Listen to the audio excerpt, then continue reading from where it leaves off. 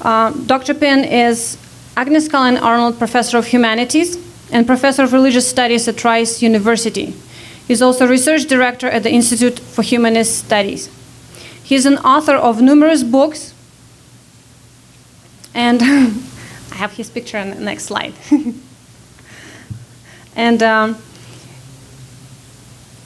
one of his latest books is Writing God's Obituary, How a Good Methodist Became a Better Atheist. After his talk, he would like you guys to ask as many questions as you like. Good morning. Good morning. You can probably do a little better than that. You know, I traveled all the way from Texas, and you can... Good morning. Thank you. I'm really happy to be with you today. What I'd like to do is just, there are a few things I'd like to say, but I'd like to spend most of our time in conversation, if that's okay. It wasn't a real question, that's what we were going to do anyway, but I'm trying to be polite, right? Trying to be polite. So there are a few things I'd like to say, and then we'll open it up and we'll chat for a bit, yeah? So let me begin with a little context. It's important to recognize that I've spent my life kind of evenly split between church involvement and humanist, atheist thought and activity. I turned 50 this year, and my life is fairly evenly split between those two. The first 25 years of my life, heavily involved in the church. From the age of 12 to roughly 25, I was involved in church ministry. I was a minister preaching. I was a youth pastor at a rather prominent church in New York, and Brooklyn, New York, Bedford-Stuyvesant. The church is about 4,000 members, and I was the youth pastor. I was deeply involved, deeply committed to Christian ministry. But it reached a point for me where it was clear that theism wasn't offering, at least theism as I understood it and studied it, wasn't offering a felt difference in the world. It required a compromise with human suffering and misery, a compromise with those. Within the context of the Christian church, this is intrinsic to the very tradition. It centers around the Christ event. This is a compromise with human suffering, that what is best about the universe comes to us only through pain and misery. It wasn't making a felt difference. I was working with young people who had an easier time plotting out their deaths and writing their eulogies than they did thinking about a bright and productive future. And I had little to say that made a difference. So I had to make a decision. What was most important to me? Helping to improve quality of life or maintaining a tradition? And I decided what was most important to me was protecting, safeguarding, and doing what I could to improve quality of life. And for me, this stemmed back to something my grandmother told me as she sent me off to school. She said, "Tony, move through the world knowing your footsteps matter." This was my grandmother's way of saying you don't get to live for just you. That you move through the world recognizing that both in active and passive ways, your approach to life has consequences. You've got to be sensitive to those consequences and work as best you can to make certain that those consequences are as positive as they could be. So I contacted the minister at the church and said I wouldn't be participating anymore. I just couldn't do it. I contacted my bishop. I was a member of the African Methodist Episcopal Church, oldest black denomination in the country. I contacted my bishop and said, I'm surrendering ordination. I just can't be involved anymore. I was willing to be a lot of things, but I was not going to be a hypocrite. And the idea of being in the pulpit, preaching what I did not believe, I could not do. Right? It couldn't be about a paycheck. It had to involve more than that. So I left. But I had nowhere to go. I knew what I wasn't. At that point, I'm defining life in terms of negation. I know what I'm not. I'm not a Christian. Hell, by and large, it extends beyond that. I'm not a theist. There's just us. Love it or hate it, just us. But I had no positive examples, right? I'm doing this by negation. I know what I'm not, but I had a difficult time determining what I was. Now, I was still interested in religion because it's a cultural force that has impact, and I needed to understand it. So I continued to study religion, but I understood now that I was no longer in ministry, it was fine to simply have good questions. I could be in the classroom and have good questions and not worry about the answers, because my obligation was to nurture and encourage critical thinking skills, to help these students develop good questions that would push for even better questions, to probe, to dismantle, to deconstruct in order to make a difference. And that made sense to me. So I continued to study religion, but I wasn't quite certain how to name myself. I encountered folks from a variety of communities. I was in Minnesota with my first job, and I encountered members of the Unitarian Universalist Association, and I encountered some of them as a graduate student at Harvard, but I wasn't particularly impressed. And I wasn't impressed in large part because they had no theology, as far as I could tell, that there was a general openness to any and everything that made it difficult to define an experience that was unique. That my encounters with them kind of involved Christianity light, the ritual structures without the content. Now, I'm a UU now, right? I'm a member of the UU Association, so I say this from the inside, just kind of lacked theological substance. So, and it wasn't clear to me they did race well. It wasn't clear to me they did race well. They were quick to tell me about their involvements, but it wasn't clear to me they did race well. So I wasn't going to call myself a UU, not at that stage. I hadn't encountered very many humanists or atheists, so I was just at a loss. I was just Tony, trying to do what I could, move through the world as best I could. Now, unlike some, I didn't lose family and friends as a result of this stance, but it didn't matter to me that I had to have integrity. And if I lost folks as a consequence, okay, but I didn't. My mother, who had entered ministry after me, sat me down and said, look, we disagree, and I'm believing God will bring you back. But until then, you're my blood, and I'll always love you. My extended family just said, well, this is Tony, you know. That's just him. Other friends said, you know, the problem is he went to that school. He went to the school and they know nothing about Jesus, and he lost his yearning. He lost his burning for the faith, but God will bring him back. Some folks, assuming they were being kind, would say things like this to me, and I'm being real. This is what they would say. I just hope something happens to you. Just something happens to you so that God can bring you back. Now, these are people who supposedly at least like me, if not love me. I just hope something happens to you so God can bring you back. But I'm struggling, trying to find a way. And I finally encountered some humanists and atheists who looked like you. And everything revolved around the Enlightenment. Right, and the Renaissance. And for me, this was problematic because the Enlightenment has an underbelly that isn't so pleasant to folks who look like me. Right, keep in mind what the Renaissance and the Enlightenment make possible, a kind of deep philosophical basis for racial disregard. Right, a deep philosophical and scientific basis for racial disregard. But the humanists and atheists I encountered did not recognize this, and that troubled me. They talked about the Enlightenment without talking about enslavement.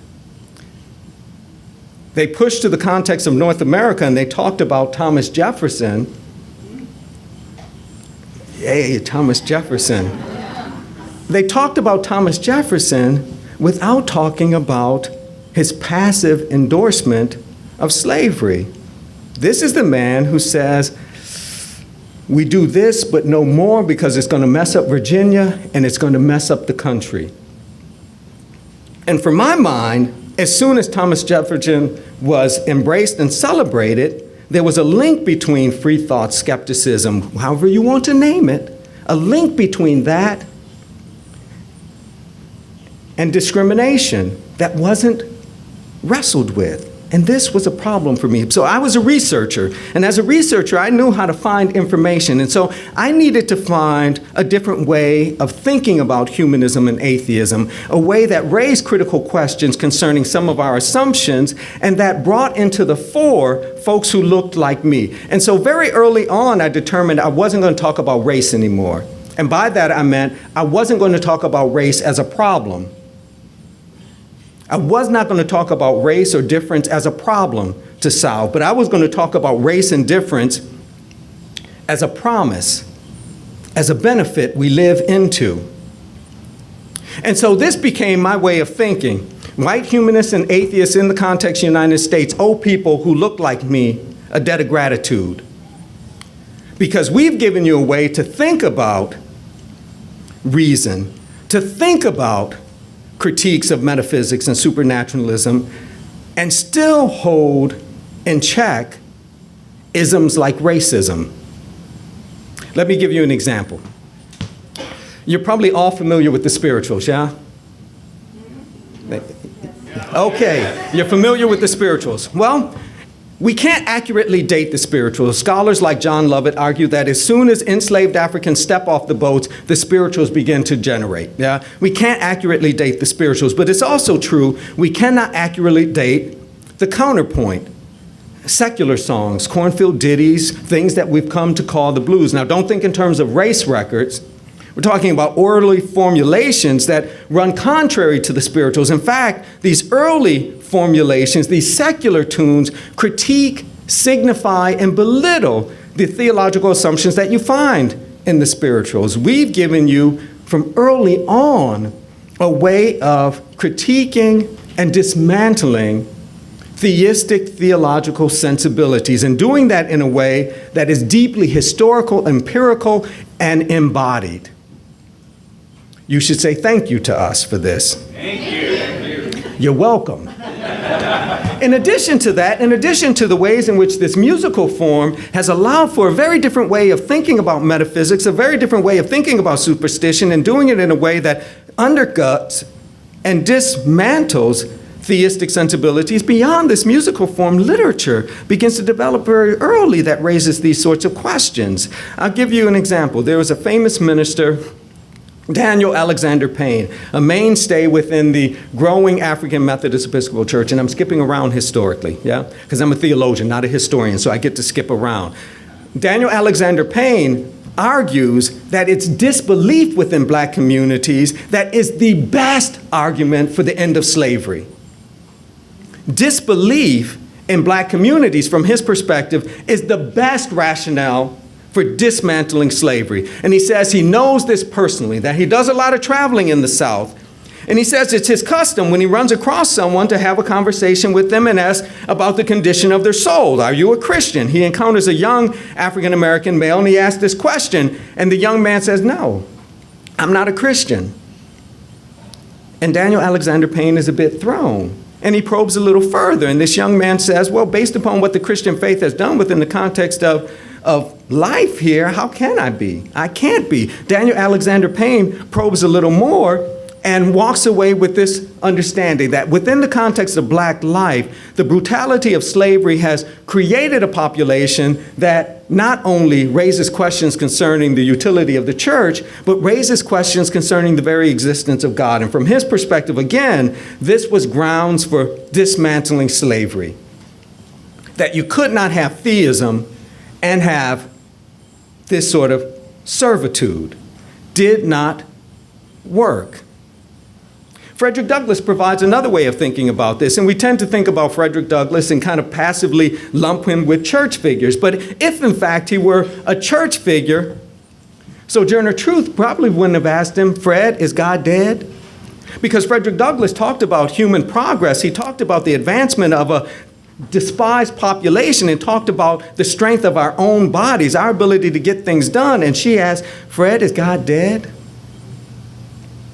Frederick Douglass understood the pragmatic value of religion. But personal engagement, no.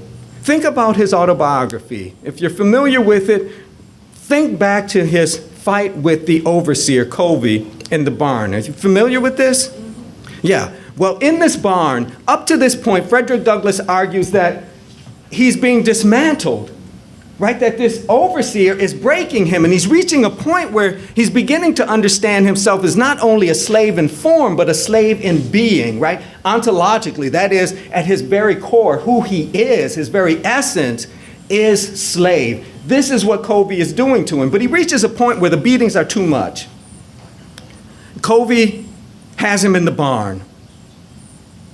And Frederick Douglass decides to fight back. They go toe-to-toe. And Frederick Douglass holds his own. And after that fight, Frederick Douglass discovers himself anew.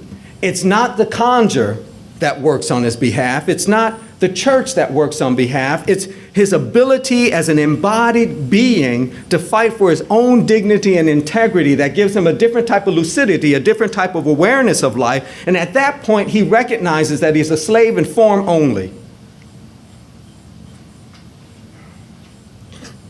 He doesn't attribute this to any kind of supernatural forces. It's not metaphysical. It's not that God prompts him to do something. It's his own desire to maintain the integrity of his existence. That matters to him.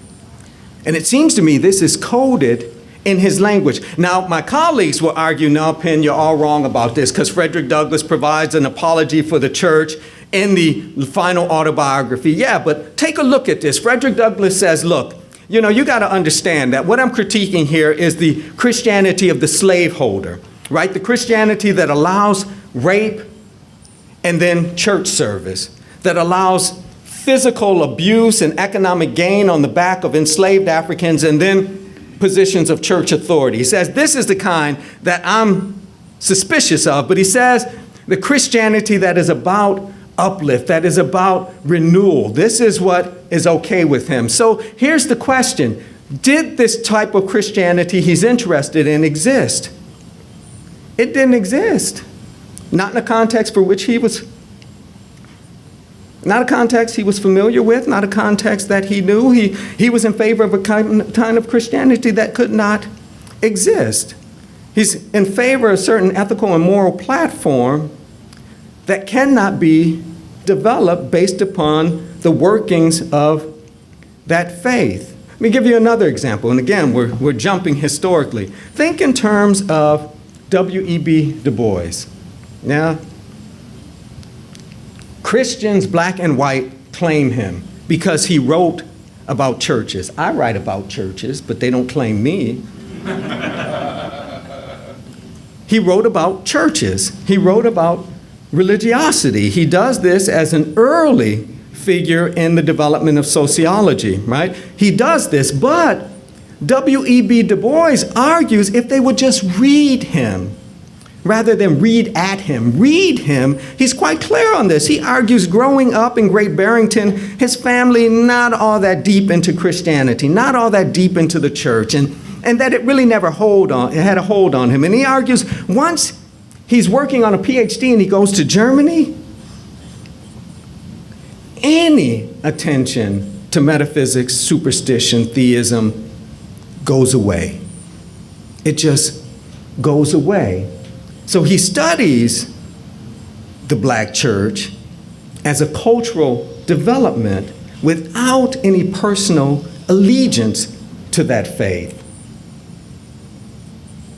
But we've allowed the Christians to claim him. But you ought to thank us for W.E.B. Du Bois, who provides a way to think about. So he provides a way to do something that we don't typically do all that well.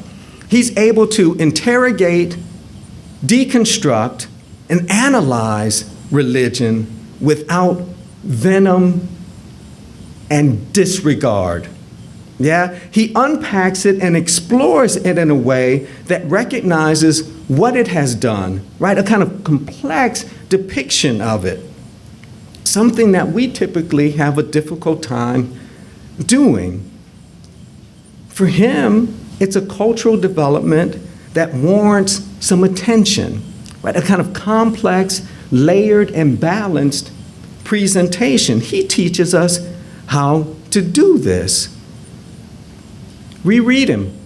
Put him on your summer reading list. You'll email me and thank me. Let's push forward.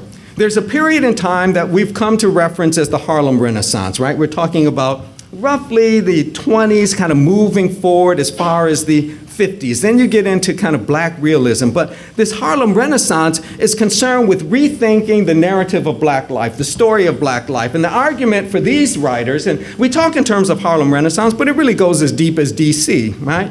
Their argument is, look, folks like Frederick Douglass, wonderful. The narrative, wonderful. But it does us a disservice because it assumes that the white standard of life, the white standard of relationships has to be maintained, right? So Frederick Douglass is trying to fit black life into a white paradigm in order to say, look, you should value us because we're like you.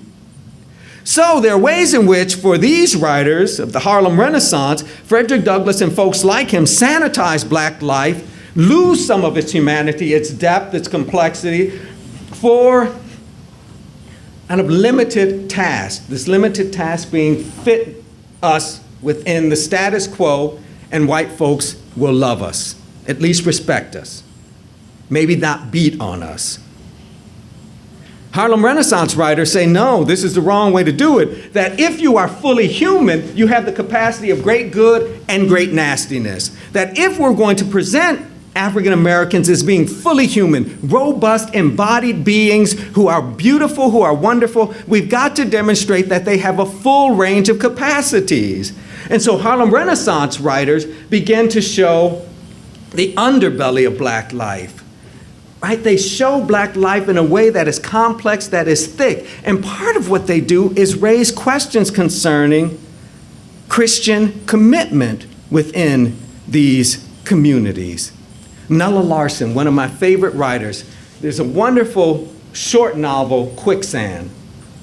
And in the context of this text, the main character, Helga Crane, kind of moves through life, one, being objectified, rendered the exotic, and fighting against this depiction of herself, trying to gain something of herself. And what she will decide on early on is something along the lines of what Linda Brent decides, that if I cannot capture all of life for myself, I can determine who gets me and when they get me, right? She could determine who she would love, who would have access to her body, and when they would have access to it, right? If nothing else, she could determine that much.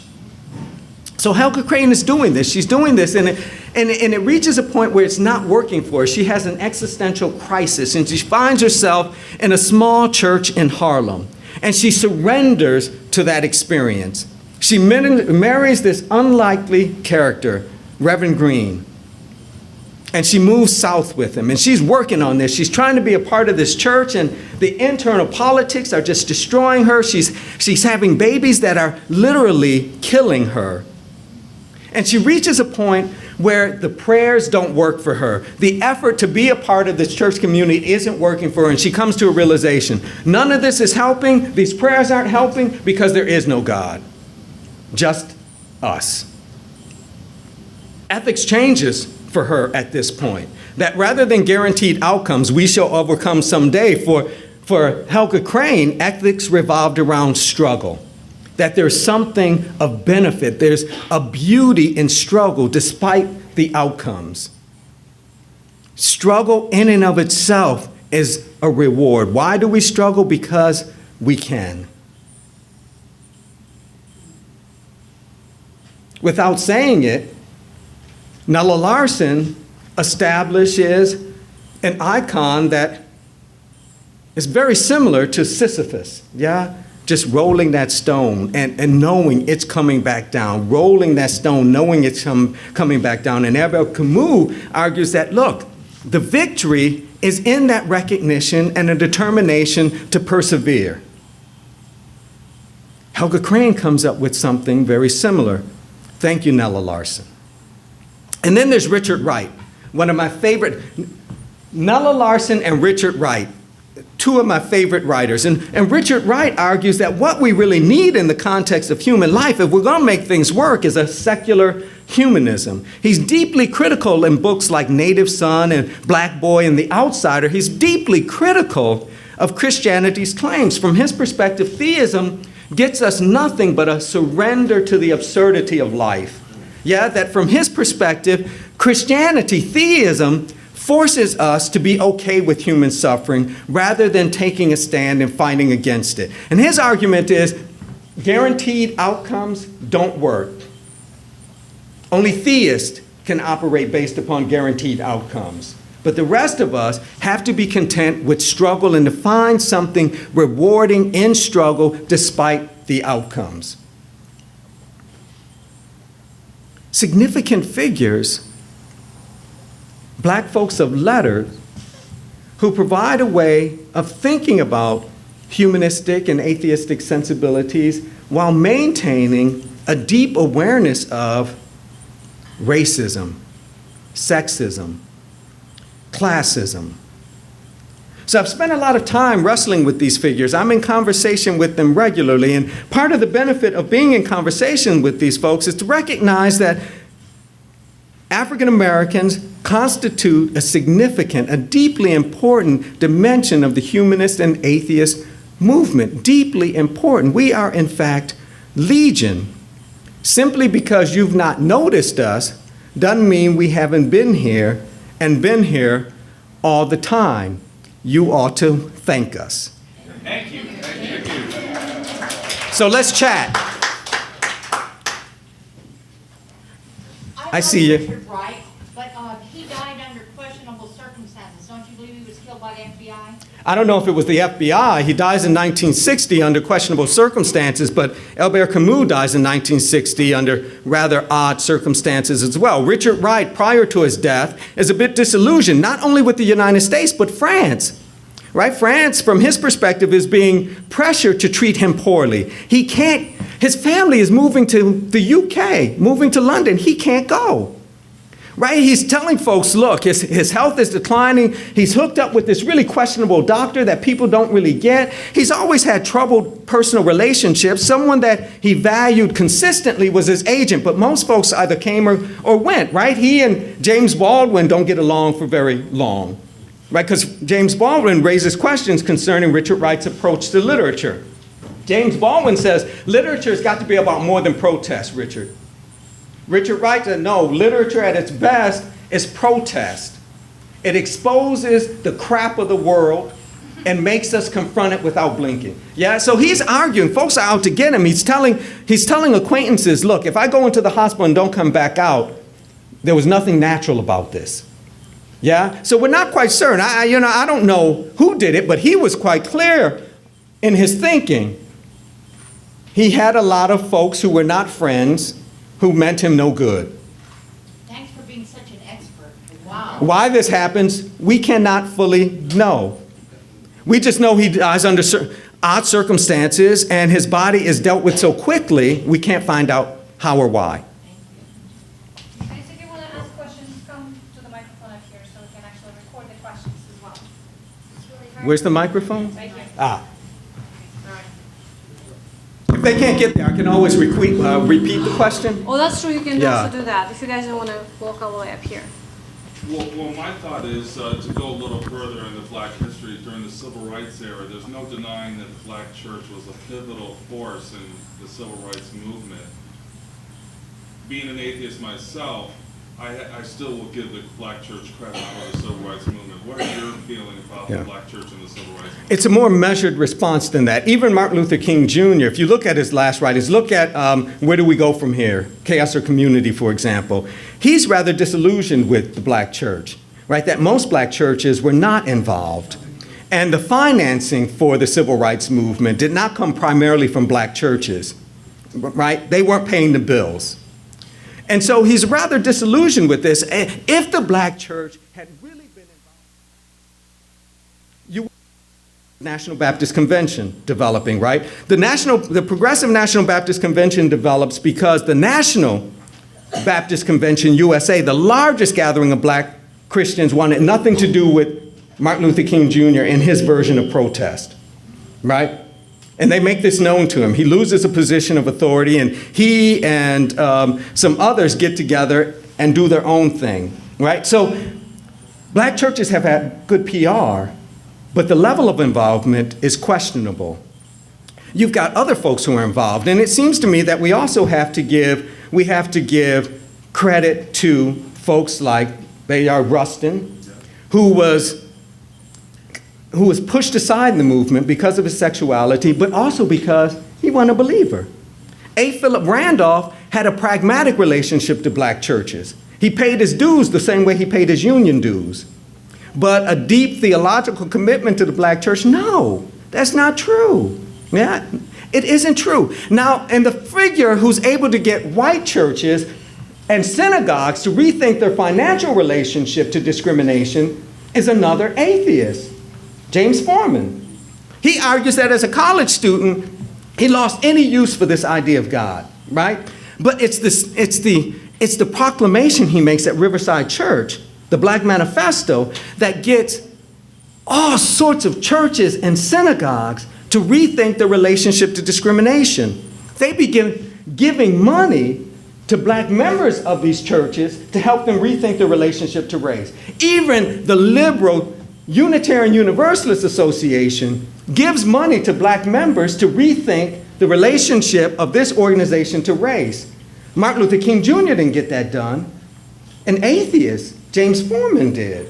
But we kind of downplay this, right? There's a kind of hostile takeover, and that any of the good stuff Christians claim, whether it's accurate or not, they claim it. And then they hit us with this. Well, we know what Christians have done to try to make the world better. What have you folks done? Pause, arms crossed. Right?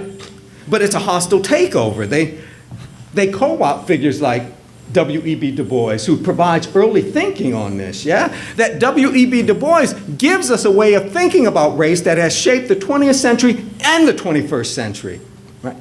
Problem of the 20th century is the color line. Double consciousness. It's a theoretical framework that we still use, yeah? He wasn't a believer.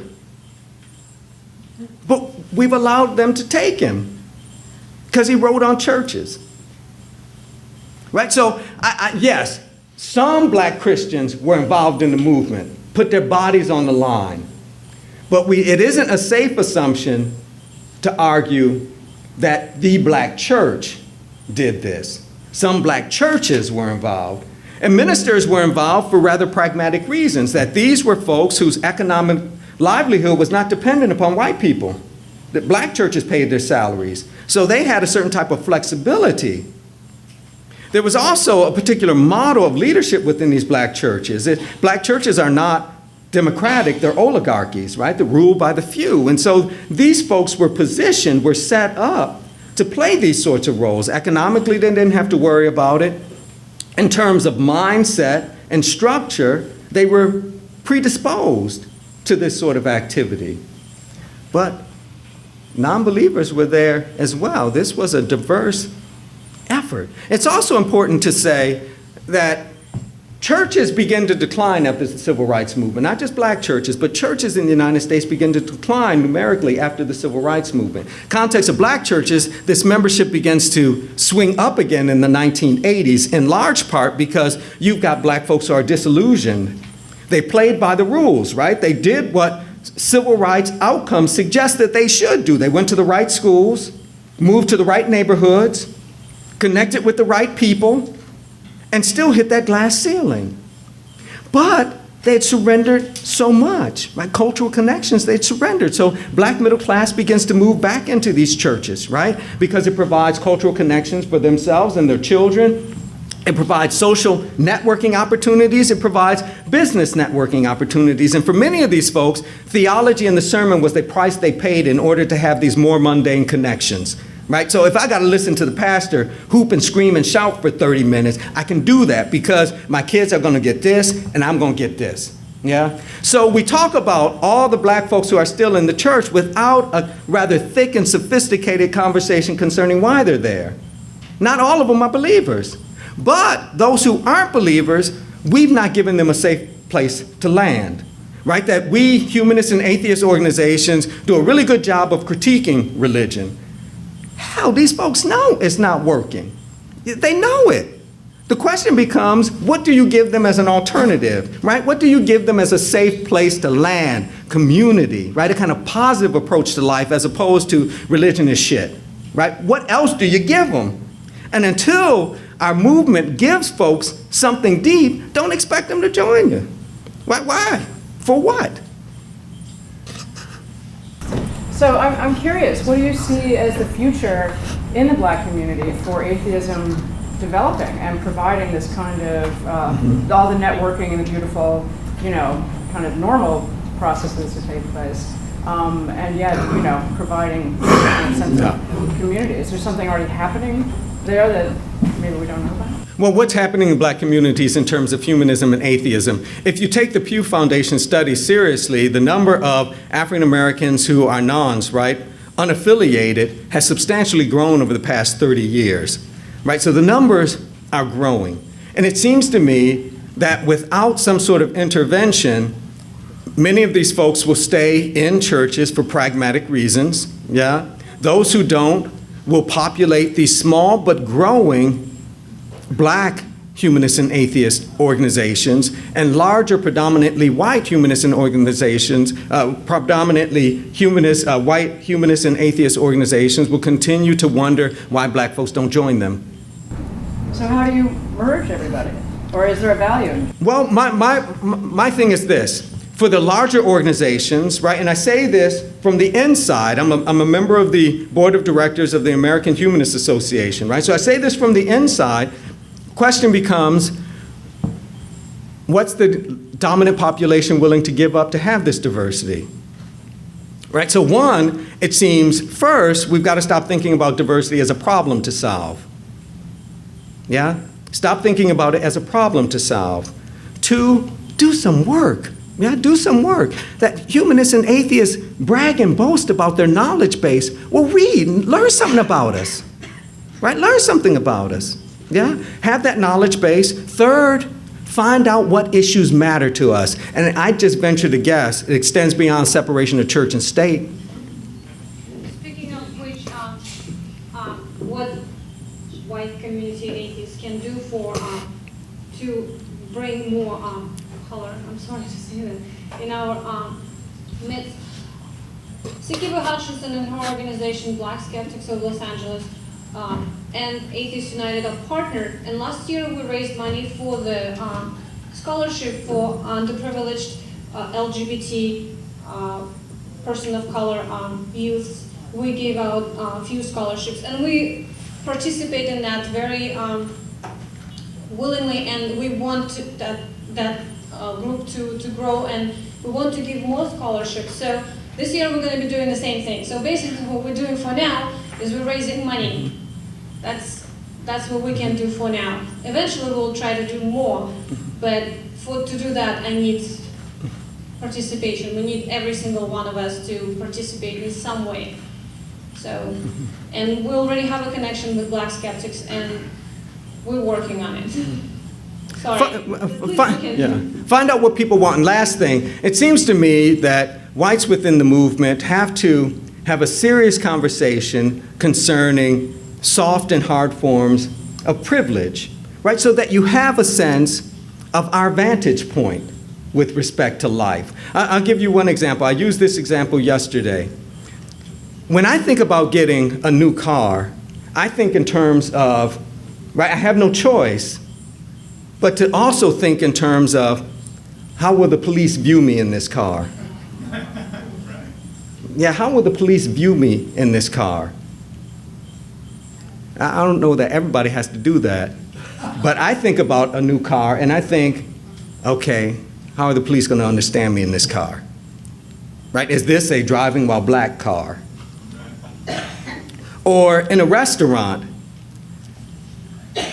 if you put me too close to the door or the restroom, I don't simply think the place is busy or the person wasn't thinking. For me, the natural fallback thought is, so you're gonna put the black man near the restroom, huh? and put the black man near the restroom. So there are ways in which race colors my perception of life.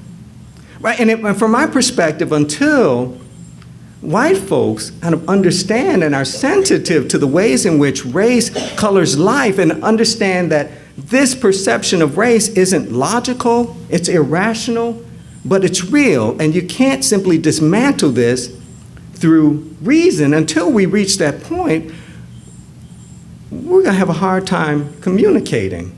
Wouldn't education have a large part to do with, educating, the younger generations just in general, to have them better self-awareness, and just have themselves, fend for themselves and kind of critique in a way, that's good for them?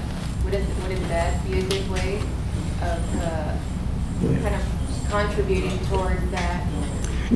Well, yeah, I mean, I think what becomes important, critical thinking skills and effective communication strategies. If we give people critical thinking skills and effective communication strategies, we can do something. But my attitude is this isn't simply a problem for young folks. They labor in the gardens we've provided, right? So I'm talking about folks closer to my age than the students I deal with, right?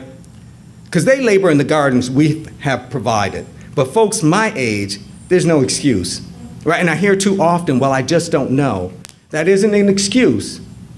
Google, right?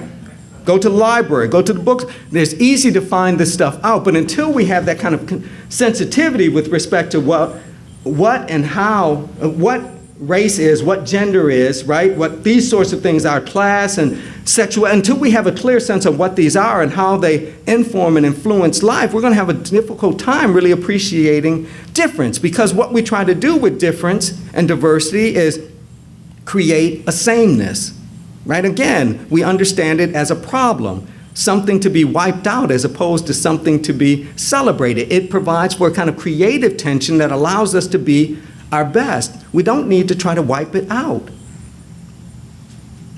I don't know who's next, so I'm going to. Does part of our problem arise from talking about the black community as if it were a single entity, rather than there are all those black people and they're as different as all us whites? Well, in terms of function, that's how it's functioned in the United States, yeah? That if you know one black person, you know them all, right? So too often I'll get, well, I have a black friend, so I X, Y, and Z, right? That what they know about their black friend trumps everything else, right? This is how it functions in the United States. This is in part a problem, right? So you see one black person on the news and you assume that's how all black folks are. But no one looked at Married with Children, Al Bundy, and said that's how all white men are. Right, but this is part of the problem. There's no complexity. It isn't layered. The assumption is they are all the same. And we ought to be more sophisticated than that, yes? We ought to be more sophisticated than that. Hey. So there's a growing discourse on raising children as non-believers and, addressing issues of morality and such in secular context. But when you're talking about the non-believer community, as you've noted, it's mostly people who look like me. What do you hope we're telling our children about race? First thing is, it hasn't been handled well, right? That race has not been handled well. Secondly, we ought to move them away from a colorblind theory of life, right? So if you want to insult me, say, Tony, when I see you, I don't see a black man. Right? Because that removes any accountability and responsibility. Yeah? So it seems to me one of the things that we have to teach children is to recognize and see difference without problematizing it. Right? Without trying to wipe it out. But to see it, appreciate it, and become comfortable with paradox and tension. That we don't really solve anything by not seeing the issue, right? We also have to help young people recognize that we live within the context of a system that demands exceptions to the rule. So the presidency of Barack Obama doesn't mean race no longer matters. He's an exception to the rule. And if you just look at his treatment and what he's been able to accomplish and not accomplish, or look at the reaction by folks like Cornel West, I think the world of Cornel West, but think about his reaction to Obama. The race problem isn't resolved. Or think about the Tea Party. It's not resolved, right? So we've got to think beyond the notion that the exception speaks to a transformed way of life in the United States. This is an exception to the rule. You can't maintain the American dream without exceptions to the rule, right? Because with these exceptions, you can say, if you just work hard, play by the rules, do what you're supposed to do, you too can be successful. When it's more likely that black men will have some sort of relationship with the prison system than the White House. Oh, I'm going to sound morbid, but in the same line of my first question. Jim Keith wrote a book, and soon after he died from a knee operation, so if you can believe that.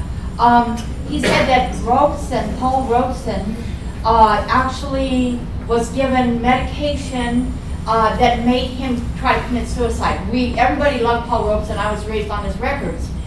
And but his son is now suing the CIA for giving him this medication that made him suicidal. And there was one other thing. Oh, now Paul Robeson, they had a play about Paul Robeson, I think at the Amundsen here. And of course, everybody's so happy about that, right?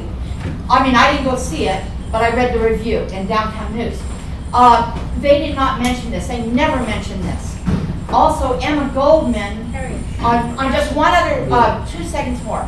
I think she died from free courts, but in the same newspaper, it's not mentioned. It's sanitized. All of this is sanitized. At what point? Yeah, I don't know that that's the case with respect to Paul Robeson. I do know that the United States took away his livelihood. That I know. Took away his livelihood. That I know. I don't know about drugs. I don't know anything. I do know that his livelihood was taken away. That's the most important point anyway. Right? That's all I know. His livelihood was taken away. Going back to what you said about what do we offer, and one of the major points is why folks go to church, especially black church, especially why I go to a black church, is music. And that's where you get the ecstatic experience, and the experience really of connection. And I think when you believe in something that is beyond yourself, you're allowing yourself to be a little bit more open and a little bit bigger. And that's an experience that people can't get elsewhere. And so I feel like that's what's missing for me in the atheist community. There's a lack of talking about love. You were talking about it's very critical, and I want to be a part of something, but there's a lack of love, and there's a lack of that connection that you get from music. So I will continue to go to black churches for that, but that's what I'm there for. And I think that would be missing as well. Obviously, if you wanted to bring black folks into this community, you have to have some kick-ass music. We need some. And I'm not joking. Voices of Reason is the name of the atheist choir. Join the But is it soulful? It seems to me that it's often the case that our organizations forget about the emotional dimension of our existence, right? And don't necessarily feed that. Sure. Dan? Yeah, you already kind of partially answered this question, but considering the role of Christianity in slavery, I know it worked both ways eventually, but Trump for such a long time. Why, just for that reason? So I wondered why Christianity has such a hold on the black community. I knew this question was coming. It always comes. It came a little late today, but this question always comes. Here's my response. One, our understanding of what Christianity is and how it functions isn't deep enough. That it isn't deep enough. That Christianity is embraced by enslaved and free Africans for a variety of reasons, many of them pragmatic. right? There were real benefits to claiming this, yeah? So there are layered reasons, and although there are problems with the Christian faith within the context of early black communities, you cannot deny that although it did it in an inadequate fashion, it prompted a demand for dignity and integrity. The slave revolts, Nat Turner, Denmark Vesey, Gabriel Prosser, they were ministers. Why would black folks? Because it functions in a variety of ways. It didn't simply pacify folks, it provided a mechanism for rebellion. This is why. Also, I'd say this, humanists and atheists didn't provide a compelling alternative, because humanists and atheists, like Thomas Jefferson, weren't deeply critical of the system of slavery. So why would enslaved and free Africans embrace this? It was as detrimental to their well-being as the Christian faith. So what was the alternative? What was the alternative? But you know, he's been waiting a long time. That much I recognize, yeah. Okay, I'm listening to you.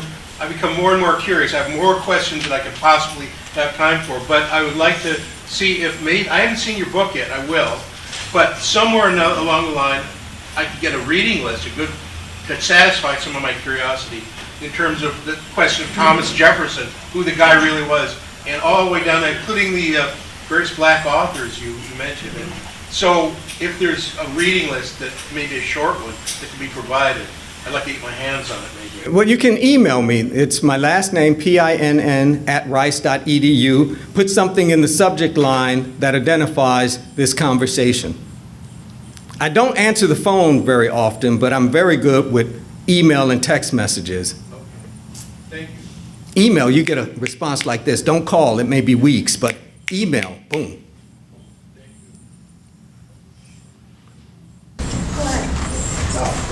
Thank you. Sorry, just to continue on the question that he had, beside the point that you mentioned, do you think overall, not just in the black community, but any other community, people who are on the poor side, people who are on the hard part of their life, basically, they just believe more in religion as opposed to people who are more successful and who've done better? I mean, I think when people are not doing well or they have more pain, they look for something extra to give them to ease that pain, if it makes sense. So I think that's one of the reasons why Christianity is such a successful and very popular in the black community, because they're always on the bottom and they're looking for something to justify that pain. Can you see that also that way? Or? I think there are ways in which Christianity is the opiate of the people, right? I get this. But not all the black people are poor, right?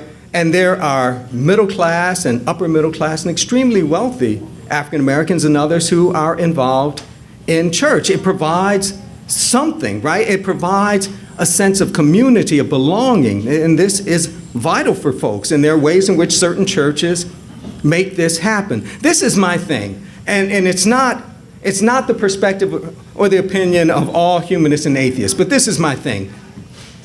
The real problem here is not religion, it's theism. I make a distinction between the two. Religion is a binding together. It's a system for wrestling with the huge questions of human existence, the who are we, what are we, where are we, why are we. Religion doesn't require a God. Yeah? So I have no problem with religion. I think there are ways in which humanism functions as a religion. My difficulty is with theism, that removes our ability to critique and challenge because it lodges information and lodges ethics in a framework of knowing that we cannot get at. For me, that is the problem. Not religion, theism. This is the problem for me. So I'm not assuming that religion or even theism will go away. I'm not one who believes this is the case. From my perspective, if you look at areas of population growth, you see religion thriving. Look at the Netherlands, okay, I get your point, right? But it's not an area of population growth. So I don't know that these things are going away. So this is my goal, this is my thing. I want to decrease the harm that theism can do. I want to decrease the harm that theism can do. But there's a flip side to that. I want to decrease the harm that humanists and atheists do. right? So the bottom line for me is to make life more productive and as healthy as possible. And that involves taking on theists, take on theists. If it involves taking on non-theists, take on non-theists. But the commitment is to quality of life above all else.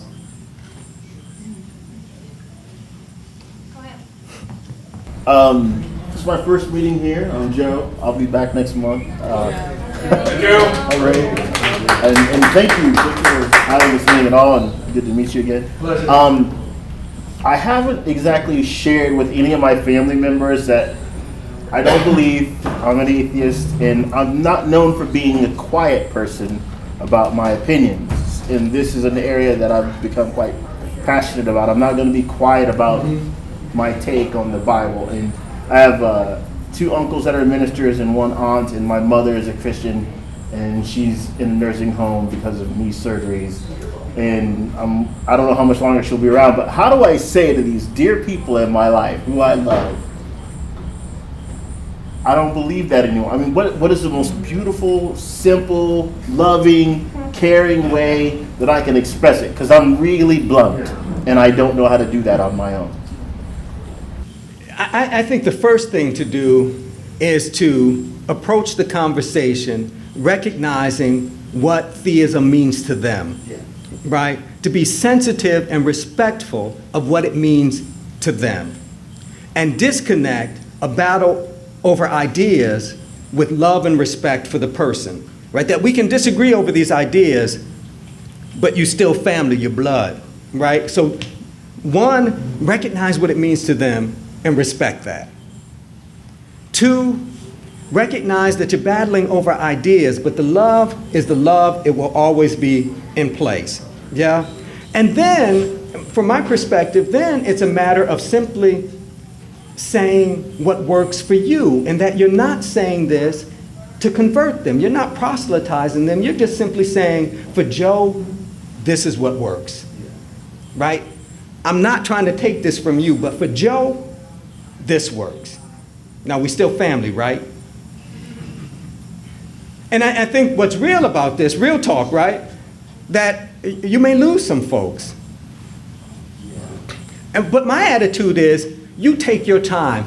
I don't have a right to set the time frame for you in doing this. No one here has the right to set the time frame for you on working this out.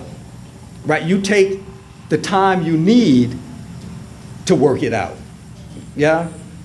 But some folks may not be able to get with you.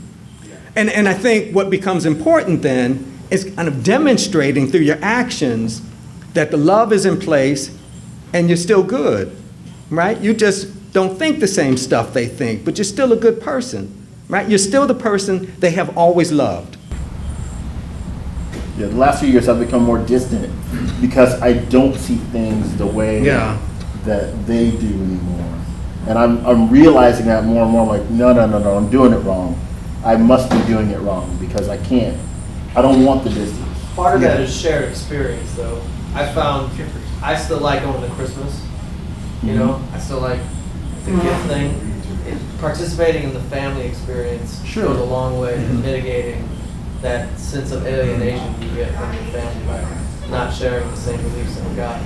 I think that's exactly right. My mother passed away in 2005, and 2 of my colleagues became friends. They became family, right? And their families brought me in. They're deeply Christian, right? Deeply Christian, and I am not, and they know this. But when we get together for the holiday, Mother Floyd says to me, Jesus loves you, right? I'm praying for you. And that done set me on edge because I know Mother Floyd is simply trying to give me the best she thinks she has to offer, right? For Mother Floyd, that is the best way that she knows to say, Tony, I love you. So I respect that. And she needs me to go to church with her. So I go. For me, it's a matter of entertainment. It's like going to a movie or going to a play. It doesn't have that kind of deep theological, metaphysical meaning, but it's important to my family. So I can sit. I can go and sit. But I think you're right. It's a matter of recognizing where folks are and working with them. I don't think we gain much by beating up on people. I just don't know that that really, at the end of the day, is productive. Yeah, I'm with you. I've always prided myself on my ability to be a good example and lead others that way. Being cruel to somebody, I don't get much out of it, and they likely get nothing out of it. Your pace, your timing, your pace.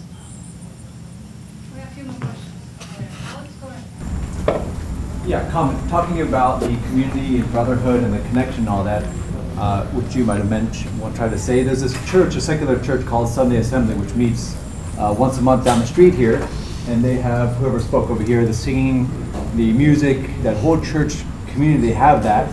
So that might be something in the future which could extend into the black neighborhoods. All that might be on a community level. On an individual level, I think somebody like Neil deGrasse Tyson and the Cosmos to really help people find that deep understanding and connection. A couple of things.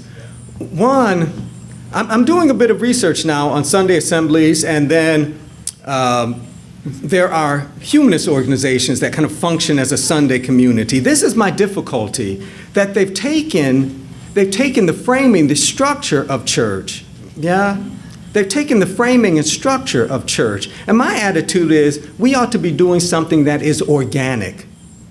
Right? That's organic, that a structuring of our time together that speaks more clearly to and from our particular worldview. And I'm not quite certain that these humanist communities and Sunday Assembly do that. There might be a transition phase. Maybe.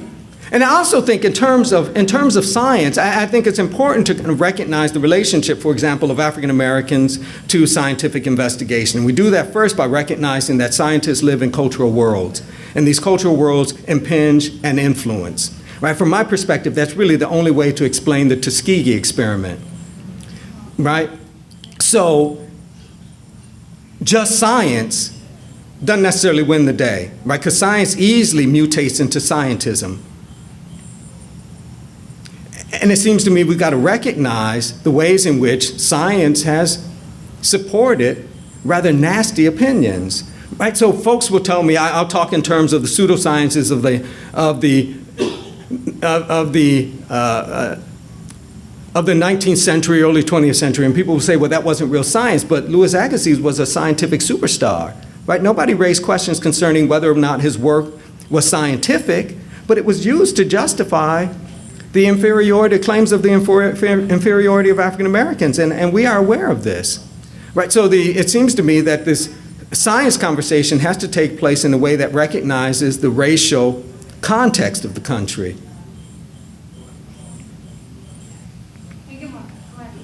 Okay, have you considered other possible models for atheist organizations? I mean, as templates for atheist organizations, such as trade unions.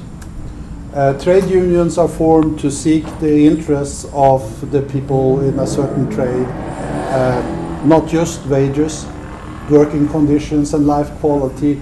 Also, one could view atheist organizations as some organizations that pursue the interest of atheists, freedom from undue religious influence and so on and so forth.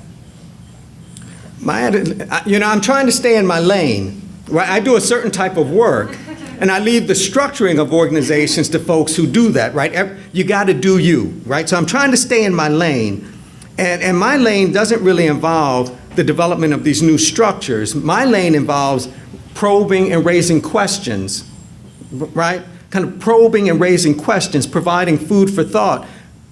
You folks determine the structure. I'm simply saying we ought to be able to do better than simply borrowing structures from organizations we're deeply critical of. That there's got to be something more organic to what we do, in part because we privilege ethics over anything else, right? A kind of empirical understanding of the world, a kind of materially based, embodied understanding of life, and there's got to be ways to structure our time together that is much more sympathetic to that starting point. And I don't know that simply emptying church worship of its theology is sufficient for us. I don't know that those shoes really fit our feet. But that's my point, that there are other... Well, and I'm saying, yeah, I'm saying explore them, explore them. But I can't say, yeah, this is the way to go or this is the way to go. Explore them. How often in meetings like this, we like call off the topics and people ask you to solve the world problems because, for example, in this particular setting, we're mostly white and we are semi-aware of our privilege. And having you here actually eliminates that very much for all of us. Now we're all penning down the lists of things to learn and books to read later. How often does it happen, and does it make you feel like you taking on too much sometimes? It would only make me feel as if I were taking on too much if I took it on, right? But I'm aware of what I do and what I don't do, right? And so again, I have a certain set of skills, yeah? And I'm more than willing to share those skills, but I'm not going to move beyond that, right? I have a certain set of skills, and you have access to those skills. The rest, you have to do. Well, speaking to that point, in your research, have you found in all the writers you've mentioned, is there an answer to what else do you give them when you're talking about an option for the Black church? Have they spoken on that? I mean, it seems it has to be tailor-made, right? So I love clothing, so I'll talk in terms of clothing, right? There's a difference between a suit off the rack. You can work to make that fit anyone, yeah?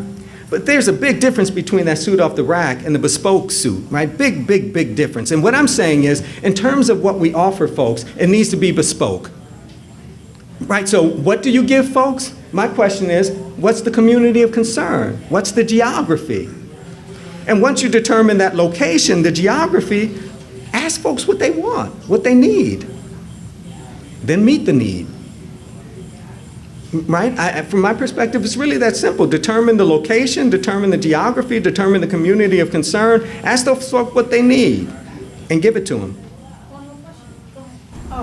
I'd just like to say that I think I'm new to this organization as well.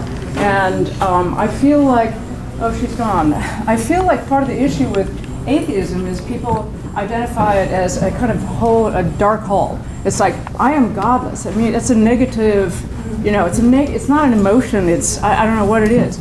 And I think that what people are talking about is a way to try to invigorate this concept of atheism and to find a reason to come together and be joyous, which was what I think she was touching on about music. And I think to find a commonality and a way to transcend at the same time as achieve a depth, which is what C.S. Lewis spoke about it as religion, is it's a seeking of depth. So I think all these divergent urges in the human soul need to somehow find a new place, a new setting. And what we're talking about here is creating a larger sense of brotherhood on this earth to create a happier, better, healthier earth. And I think if we can get, Black communities, white communities together to look at that as an issue that needs more deep thinking and it needs a higher level of transcendent thinking, then that, to me, that's something that would bring me out. Because it's working on something, it's working towards something, and it incorporates the sense of joy and possibility, which is kind of what you're talking about. So if we, I'd be happy to talk about making that happen. Yeah, I have no issue with what you said. It just seems to me all of that has to be tied to a deep awareness of the ways in which race, gender, sexuality, and class function. So let's get a group together. Yeah. Okay, so can we have one more? Do it. Do it. Have a question? Is it a question? One last question, and then we discuss it over lunch. All of the other issues and stuff. JJ, go. Do you get a lot of resistance from within your communities, within Black communities around the country or around the world at all? I don't get a tremendous amount of resistance from Blacks in the movement, right? And in terms of Black theists, they self-select. Those who are interested in hearing what I have to say will invite me. Those who aren't, don't, right? What I often get from other audiences a kind of pushback, a reaction, right? A kind of listing of all of the good things they do. When I'm not arguing, folks haven't been about the business. I'm saying, you've asked me a question, here's my answer, right? Do with it what you will, but don't just list to me, don't give me a list of all the wonderful things you've done. Okay, we're gonna have lunch. One last question. And you can discuss and ask him questions. Let him eat. Thank you. We're better than the light today. Thank you for coming. Thank you.